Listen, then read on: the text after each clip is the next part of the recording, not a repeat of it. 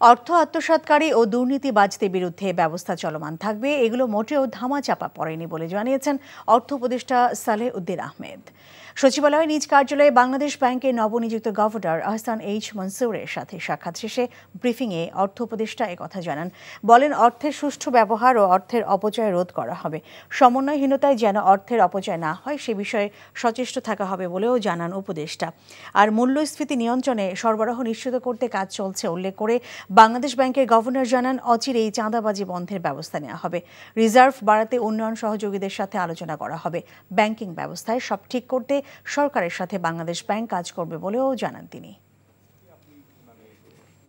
আমরা তো ডেফিনেটলি নতুন পদক্ষেপ দেব, আর আমাদের দৃষ্টিগত পদক্ষেপের বাস্তবায়নটা যেন আগে তো অনেক কিছুই test of pudding is to eat it.